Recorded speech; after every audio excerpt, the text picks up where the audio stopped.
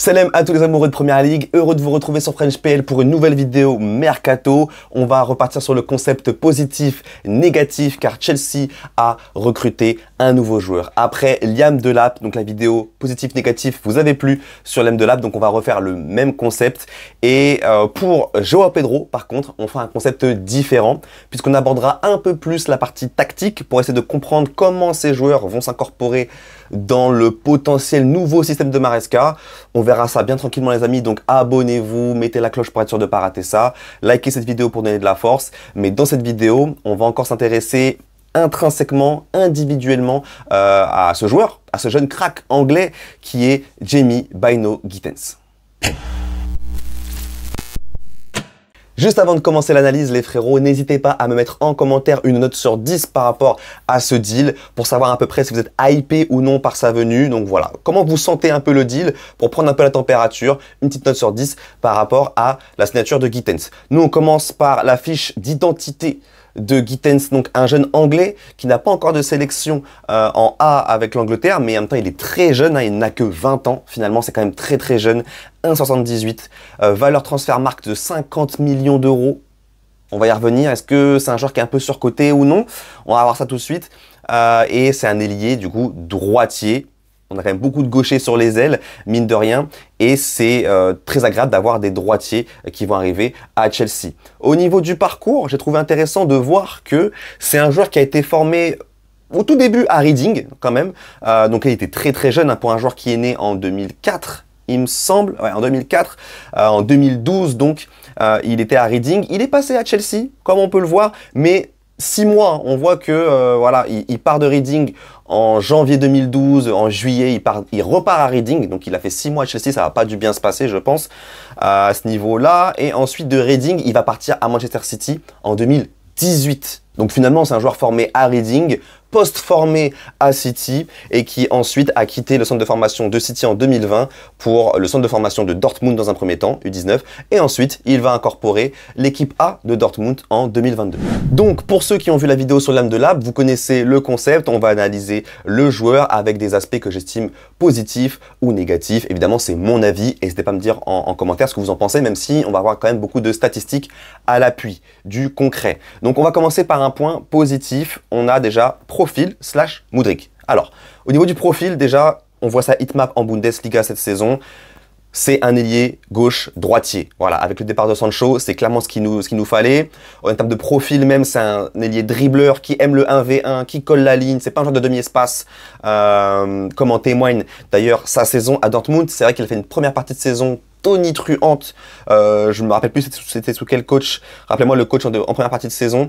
Je me rappelle plus, mais ensuite on a Niko Kovac, il me semble, qui va arriver à Dortmund et qui va changer le système avec un 3-5-2 ou 3-4-2-1 parfois, et donc on n'a plus un ailier qui colle la ligne, mais là on a maintenant des 10 dans le demi-espace, et c'est là où en deuxième partie de saison Gittens a eu beaucoup plus de mal, mais en première partie de saison, en tant qu'ailier qui colle la ligne dans un 4-3-3 ou 4-2-3-1, c'est là où il était vraiment performant, et c'est là où sa hype a commencé à beaucoup monter.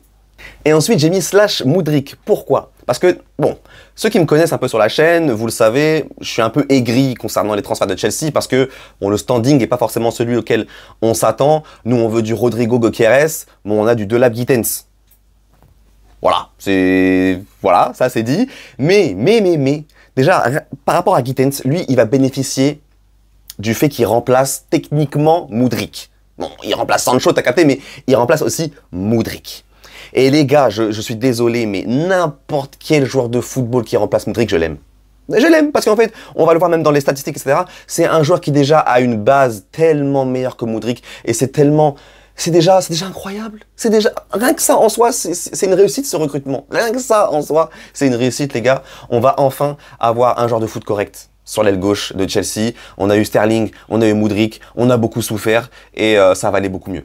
On passe maintenant à un point négatif et je vais aborder tout de suite le tarif. Alors, au moment où je tourne cette vidéo-là, bon, les chiffres qui sont plus ou moins officiels, c'est 64 millions d'euros, bonus compris, donc 55 millions de livres, il me semble. C'est trop. C'est trop parce que moi, j'ai mis en comparaison Madueke. Parce qu'en fait, il faut savoir que Gittens et Madueke, c'est deux joueurs mais tellement similaires dans tellement d'aspects. En vrai, de vrai, dans le profil d'ailier, c'est pour moi les mêmes profils d'ailier. Mais par contre, pour moi, Madueke avait montré plus de belles choses du côté du PSV. Il était vraiment intenable, c'était vraiment ultra fort dans tous les compartiments du jeu. C'est vraiment les blessures qui l'ont freiné au PSV. Et je pense que s'il s'était pas blessé autant, beaucoup de clubs auraient été sur Madueke. Vraiment, ça c'est pour moi une évidence. Et comme tu sais que Madueke, tu le prends à 35 millions d'euros, et moi je trouve que donc Madueke avait montré plus de belles choses que Gittens à Dortmund, qui a montré certes... Il y a eu une éclosion déjà en 2023, etc. Donc on a commencé à parler de lui. Moi, j'ai commencé à prendre connaissance. Et après, c'était un peu irrégulier. Et ensuite, c'est vraiment cette saison-là, sur la première partie de saison, où il a vraiment explosé. Mais c'était pas non. Pour moi, Madueke, pendant 2 ans au PSV, c'était trop fort. C'était trop fort. Sans les blessures, c'était vraiment un truc de fou. Il malmenait tout le monde. Et c'était vraiment beaucoup plus régulier quand il était sur le terrain, du moins. Donc voilà pourquoi tu payes quasiment le double. Pour un joueur qui pour moi a moins montré. Donc voilà, c'est là où j'ai vraiment beaucoup d'interrogations, surtout que ça respecte pas trop le modèle de Chelsea. L'intérêt du modèle, c'est quand même de prendre des jeunes joueurs, ça on l'a compris, pour avoir des salaires bas, etc. Mais c'est quand même aussi le fait de prendre des joueurs à un tarif assez bas, parce qu'au moins si ça réussit pas autant que tu le voudrais, tu peux les revendre et potentiellement faire du profit. Ce que tu feras pas avec Mudryk, parce que tu t'es trompé, tu as mis trop cher. Et là, potentiellement avec Gittens, même si pour moi ça va être plus fort que Mudryk, il faut que ça marche en fait. Il faut que ça marche parce que si ça marche pas, c'est une perte. C'est une grosse perte, tu vois. Donc pour moi, le tarif est beaucoup trop élevé. On retourne dans le positif avec du dribble. Donc sa faculté de dribble à Gittens, c'est une de ses grosses qualités, évidemment. Et ce graphe, je trouve hyper intéressant. Donc on va avoir 2 axes. On a donc successful dribbles, donc les dribbles réussis. Et sur l'autre, on va avoir les dribbles qui amènent à une occasion de tir. Ok, donc on peut voir que dans ce graphe-là, Gittens, il est ultra bien placé. Déjà, ce qui me fait beaucoup rire, c'est la Doku zone. Donc en effet, en termes de dribble réussi, Doku, il en réussit énormément, plus que tous les autres. Mais en termes de dribble qui amène à une occasion de tir, on voit qu'il est quand même assez bas. Donc c'est du Doku dans le texte, la Doku zone, ça m'a beaucoup fait rire. On va avoir les dribble to dribble, donc vraiment les joueurs qui dribblent en rouge là, qui dribblent pour dribbler. Ok, et on voit qu'il y a Sancho dans ce schéma-là, même si pour moi, quand tu mets ça en contexte, tu sais aussi que par rapport au système, il y avait cette saison pas de présence dans la surface à Chelsea. Il y avait littéralement pas de présence dans la surface. Donc même quand tu arrives à faire une différence sur l'aile, tu vas centrer pour qui, pourquoi, et vu que tu sais qu'il n'y a personne, des fois tu ne centres pas. Donc ça c'est une stat qui est hyper intéressante, mais en soi quand tu connais les contextes des joueurs, tu peux dire que ok, Sancho, en vérité, si tu lui mets Guirassy comme Gittens a eu, il est plus du tout dans cette zone-là pour moi. Et donc Gittens qui est dans la catégorie en bleu là, dribbler pour tirer ou dribbler pour faire une assist. Donc vraiment, apparemment d'après ce schéma-là, c'est pas un joueur qui dribble pour rien. Il dribble pour créer quelque chose. Et ça, c'est évidemment quelque chose de hyper intéressant. Pour continuer dans le dribble, ici on va le comparer avec Coman, qui est un top ailier de Bundesliga, qui a beaucoup évolué sur l'aile gauche cette saison comme Gittens. Et on va le comparer à 2 ailiers qui jouent à Chelsea et Garnacho aussi qui était sur la liste de Chelsea.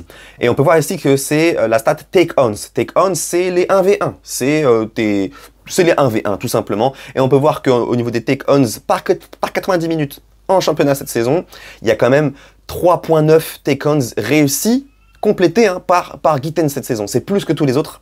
Et même le pourcentage est excellent. 51%. Il n'y a que notre ami Coman qui fait mieux. Et en dessous, ce que j'ai écrit, ce que j'ai rajouté, c'est les pourcentages de dribble pur. Donc 2,4 dribbles par 90 minutes en championnat cette saison pour Gittens, avec un taux de réussite de 52%. C'est évidemment très bon. On le voit, c'est quand même excellent. C'est beaucoup plus que du Neto ou du Garnacho par exemple. Donc en termes de dribble, on le voit, notre ami Gittens, il ne blague pas. Et on peut même terminer avec cette stat-là, où on voit que dans les 5 grands championnats européens, on voit les XG créés à partir de take-ons. Donc, ça reprend la stat de dribbler pour tirer ou dribbler pour assist, tu vois, enfin, dribbler pour créer quelque chose. On voit que sur un top européen, il n'y a que Mbappé qui fait mieux en termes de XG créé à partir de take-ons et de XA créé à partir de take-ons.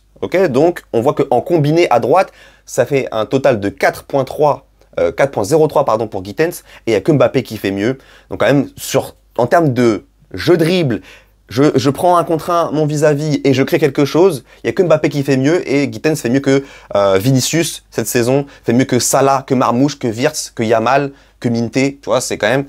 On est sur un client, et encore une fois, quand on sait que c'est totalement le système de Maresca, le mec qui est isolé sur l'aile là et qui fait son bail, qui essaie de créer à partir de rien du tout, Gittens, c'est son jeu. C'est son jeu. Donc on en revient sur le profil qui correspond parfaitement. On retourne sur du négatif. On peut voir ici, donc j'ai mis irrégulier. Alors, on le voit sur sa saison, donc on l'a expliqué, hein, quand le système lui était favorable, on voit qu'il était très très fort. Et quand le système lui allait moins bien, qu'il avait moins de temps de jeu aussi, on voit que c'était beaucoup moins bien. Donc là, je préviens en fait la fanbase de Chelsea. Vous voyez ça? C'est pour ça que moi, je vous ai dit toute la saison d'arrêter d'être dur avec Neto, Madueke et Sancho. Parce que ici, on le voit, quand le système met en valeur le joueur, facilite l'ailier, on voit que le gars est bon, mais dès que le système ne correspond plus, il est beaucoup moins bon. C'est pour ça que toute la saison, je vous ai dit, soyez doux avec Madueke, soyez doux avec Sancho, avec Pedro. Ok, ils font pas de GA, mais comment tu veux faire des GA quand il n'y a pas de surface de présence dans la surface? Donc voilà, il y a, pour les ailiers, peut-être plus que d'autres joueurs, d'autres postes, le contexte, le système est tellement impactant dans leur produit fini, dans leur rendement finalement, j'ai envie de te dire. Donc vraiment, c'est pour ça que... après, on voit quand même en Ligue des Champions, j'ai mis en bas en Ligue des Champions, il y a quand même en Ligue des Champions, il a été hyper irrégulier. C'est les matchs que moi j'ai vu de Gittens, parce qu'en Bundesliga, je l'ai très peu vu, mais en Ligue des Champions, je l'ai vu, et il y a des matchs qu'il a totalement ratés. Il y a des matchs où vraiment, c'est simple, un ailier, quand son jeu c'est le dribble, les 1 contre 1, mais qu'il tombe contre un latéral qui le prend, et il n'existe pas dans le match. Donc voilà, en Ligue des Champions, il y a eu beaucoup de matchs comme ça où il n'existait pas. Mais malgré tout, c'est un joueur qui quand même et irrégulier. On ne sait pas encore ce qu'il vaut, on ne sait pas encore s'il peut être bon toute une saison parce qu'il ne l'a pas encore fait jusqu'à présent, même s'il a que 20 ans, encore une fois, on l'a dit au début, c'est hyper important de mentionner qu'il a que 20 ans. C'est vraiment très jeune pour le coup. Donc on va être indulgent avec lui, du moins là sur sa première saison. Pour moi, c'est une saison d'adaptation au haut niveau, donc j'en attends pas non plus, j'attends pas Vagea de Gittens cette saison, clairement. On repasse sur du positif. Les blessures, on le voit sur les dernières saisons, il a raté... il a quand même été régulièrement blessé, mais on voit que principalement c'était pour une blessure à l'épaule. Entre 2021 et 2023, il s'est beaucoup blessé à l'épaule. Je pars du principe que ça, c'est réglé, potentiellement. Je pense que ce problème-là est réglé. Donc, est-ce qu'il s'est beaucoup blessé au niveau des jambes? Pas tellement. Hein, on voit qu'il a eu une blessure en 2024-2025, mais un arrêt de 5 jours. Et après, il a été malade en 2025 également. Donc, sinon, après, non. Après, il n'a pas été beaucoup blessé. Donc, c'est un joueur qui potentiellement va tenir la route par rapport à ça. Donc, je suis plutôt positif sur sa condition physique, on va dire. Et ensuite, on va enchaîner sur du positif encore. J'ai plus trop de négatif à dire sur lui en vérité. Au niveau de la finition, on le voit sur le graphique en haut que donc sur les buts hors penalty par 90 minutes, quand on le compare à des top ailiers gauche en Europe, il est très bien placé, hein, 0,34, il n'y a que Vinicius qui fait mieux, ok. Et on voit qu'en XG par 90 minutes, il est très bas. Ça veut dire quoi ça? Ça veut dire que le mec, il a mis quand même pas mal de buts par 90 minutes, mais il a des XG très bas. Ça veut dire qu'il a mis des bangers. Ça veut dire qu'il a mis des buts avec des XG très bas. Tout simplement. Et on le voit hein, quand tu vois ses highlights, il a mis des frappes avec un angle hyper fermé, des frappes de loin et tout, etc. Des frappes avec beaucoup de joueurs entre lui et le but. Donc potentiellement, voilà, c'est des buts qui sont très durs à mettre avec des XG assez bas. Et il a mis ces buts-là cette saison, surtout en première partie de saison. Donc c'est à la fois positif et en même temps c'est un point d'interrogation. Parce que ok, c'est positif parce qu'il a su mettre ces buts-là, mais est-ce que c'est un truc qui va se retranscrire de façon régulière finalement? Est-ce que de façon régulière dans sa carrière, il va convertir des occasions avec des XG bas? C'est de l'inconnu ça, on sait pas trop. Mais un point aussi qui est très positif par rapport à sa finition, c'est qu'il a les 2 pieds, on le voit, hein. Il a mis 8 buts en Bundesliga, 1 de la tête, 4 du pied droit, 3 du pied gauche. Ça c'est très bon. Et en Champions League, il a mis 4 buts, 3 du pied droit et 1 du pied gauche. Donc il sait finir des 2 pieds et ça c'est évidemment un super point positif. Encore un point positif les amis, la défense. Gittens, on voit les actions défensives réussies par 90 minutes, 4,9. C'est plus que les autres joueurs mentionnés en dessous. Duel défensif, pourcentage de duel défensif gagné, 55%. C'est fort, surtout quand tu as un nombre d'actions défensives par 90 minutes qui est élevé. Et on voit qu'il a 1,85 interceptions par 90 minutes, c'est plus que les 4 autres aussi. Donc, clairement, on a un chien en défense, et ça, quand tu le vois jouer, tu le vois. C'est un joueur qui se donne, qui a une bonne condition physique et qui en profite. Et surtout, c'est un joueur qui, on l'a vu, il tente beaucoup de take-ons, de 1 contre 1.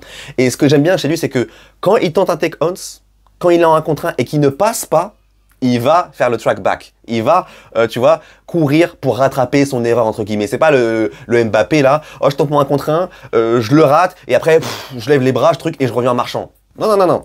Il rate son truc, il revient et il essaie de récupérer le ballon. Donc ça, c'est un truc qui est très cool chez Gittens. Donc au niveau des points positifs, négatifs, je pense que j'ai un peu fait le tour. Donc bon profil, ça on l'a vu. Une upgrade à Mudryk, ça c'est incroyable. Bon en finition, bon en dribble, bon en défense et une bonne condition physique. Donc il y a quand même beaucoup de points positifs. Points négatifs, le tarif, qui est beaucoup trop élevé évidemment.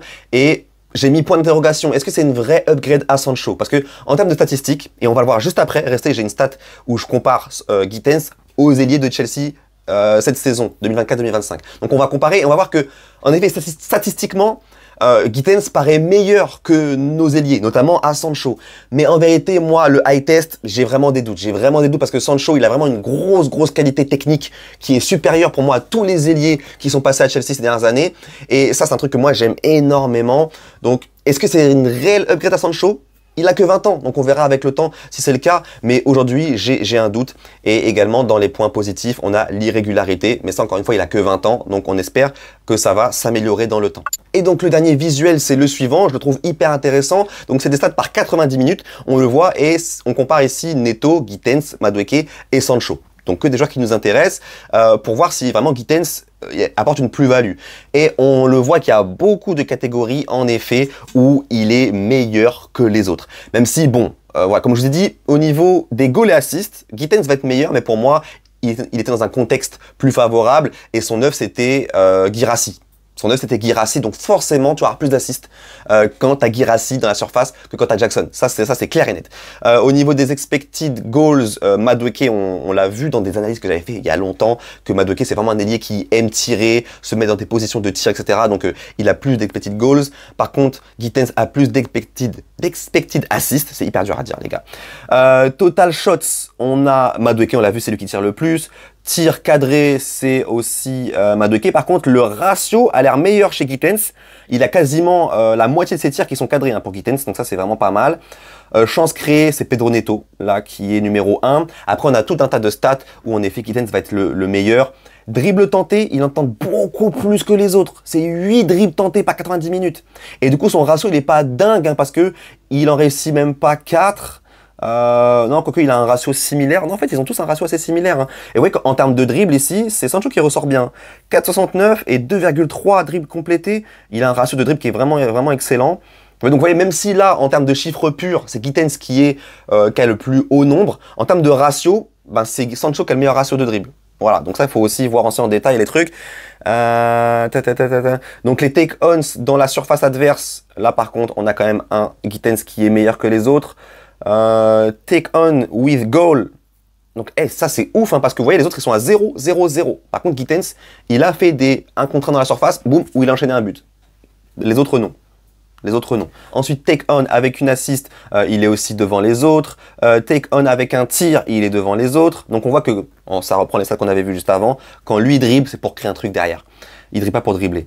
Après, voilà, il y a plein de stats. Après, est-ce que ça vaut le coup que je passe tout?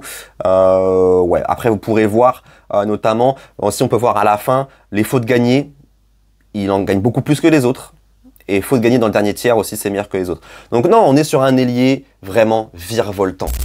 Hyper puissant, techniquement, comme je vous dis, dans sa capacité à dribbler et à exploser. Vous allez voir qu'il va beaucoup vous faire penser à Madueke. C'est pour ça que tous ceux cette saison qui ont critiqué Madueke pour son irrégularité, pour son côté un peu des fois individualiste, etc., on va retrouver certaines caractéristiques, même beaucoup de caractéristiques chez Gittens. C'est vraiment la même façon de dribbler, d'exploser. C'est très similaire. Vous allez voir, c'est vraiment très similaire. Madueke aussi fait beaucoup d'efforts sans ballon. Il vient aider son latéral et tout. Vous allez voir que Gittens aussi fait la même chose. Donc voilà, c'est hyper intéressant en tout cas d'avoir ramené Gittens. Pour ce qu'il en est des joueurs comme Joao Pedro, Jackson, etc. Quelles sont les conséquences pour Madueke? Les conséquences de tout ça, on verra plus ça dans la vidéo sur Joao Pedro, qui va arriver bientôt, les amis. Abonnez-vous encore une fois, je vous le dis, pour pas rater ça. Là, c'est vraiment Gittens, focus Gittens, et on va voir ça, tout ce qui est aspect tactique, plus dans la vidéo sur Pedro. Donc, ne manquez pas cette vidéo, les frérots.